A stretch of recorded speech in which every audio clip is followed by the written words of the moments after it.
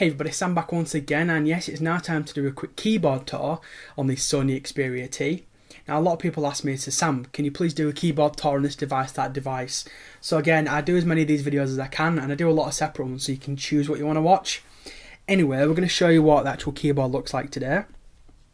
So we're just going to create a new text message. So let's just bring up the actual keyboard itself. So there we have it. What I'll do is I'm going to zoom in close so you can actually get a better look at the keyboard. Now, as you can see there, it's a nice black kind of look. Now, the cool thing with regards to what Sony have done is you can customise this keyboard to your own desire. So what I'm going to do is in this video, I'm just going to show you the different keyboard options, what you can make it look like, etc. So first things first, when you get to the actual settings itself, you basically click the 1, 2, 3 there, and it brings up the actual settings. And here it is. So obviously you can see there, scroll down a little bit, you've got keyboard settings, skins and my words. So first of all, let's go straight into the settings. So you've got your personalisation guide at the top. Sorry about this.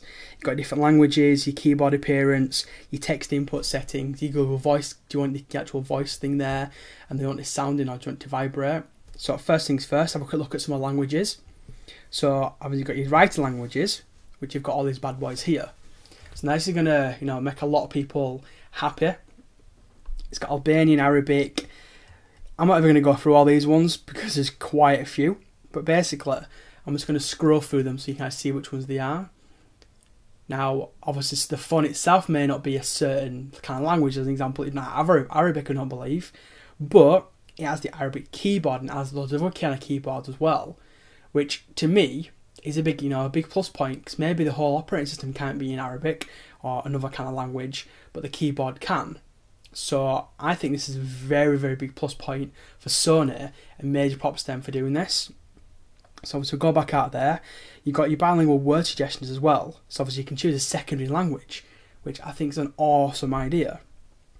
So as an example, you can basically go, right, obviously I type in English, but I do a lot of Czech stuff as well. So you can have Czech as your second language on there, and if you spell something in Czech or etc., whatever it might be, boom, it'll do it for you, it'll know exactly what you mean. Which I think is a really, really big plus point.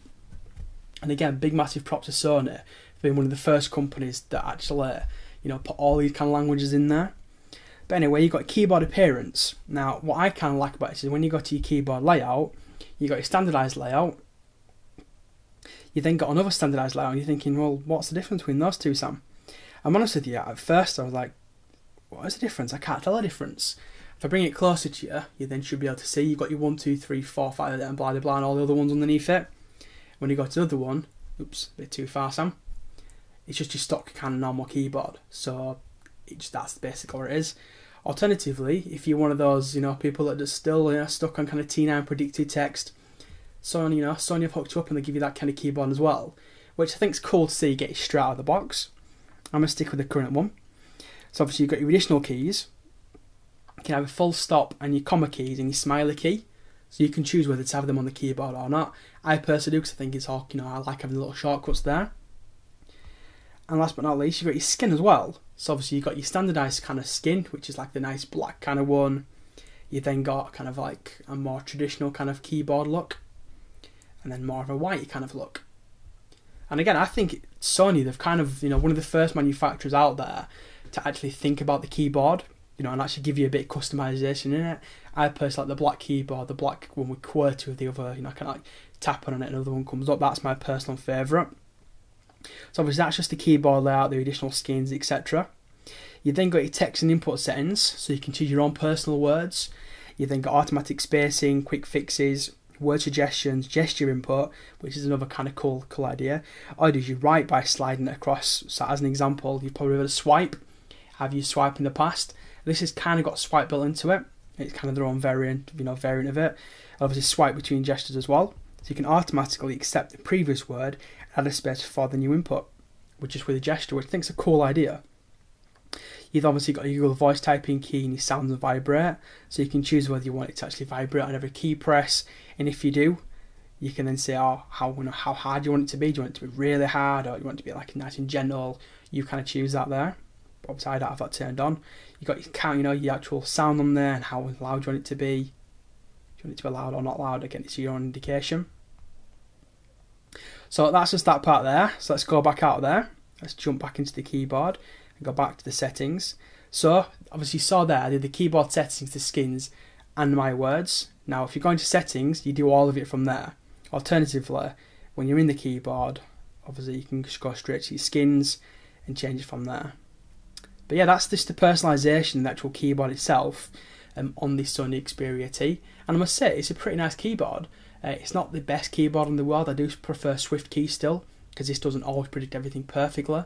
And again, I'm not a person that uses, I'm not a double thumber. I'm more of a, I normally use a finger or use one thumb at a time, but I don't normally go like this with a kind of keyboard. I know some people do, but it's not really my kind of style. I'm a one-handed kind of person, you know, just typing like that. I like, hello, how are you? So, almost got it right. It's hello, how ate you? But it wasn't too far off the bat. But obviously some people, you know, they prefer to do the whole, you know, double one, which I'm not a fan of, in all honesty. How are you? Which obviously somehow I got it right that time, but it didn't seem as quick for me personally. I'm not a double thumber. I'm more of a single thumber. Sounds a bit weird saying it like that, doesn't it? But yeah, I mean, the keyboard itself, it is pretty impressive. It does remind me of Swift key in some ways with regards to the stuff at the top. So obviously as you type in, it's like, you know, it knows what you're thinking to type, so you type it, obviously space, you know, and then how, you know, you. But it doesn't obviously predict your next word like Swift key will. But yeah, I mean, the keyboard overall is a nice solid keyboard. I like the actual idea of having all the different skins in it, you know, all that kind of good stuff. And all in all, I think Sony have done a solid, you know, design on the keyboard. Could it be better? Yes, but for a stock one, it's probably one of the best I've tried out of the box. Anyway, what do you think of the Sony Xperia T keyboard? Are you a fan? Are you not a fan? You know, let me know down below. Hopefully this kind of video, you know, again, it's the kind of video you guys want on these kind of phones.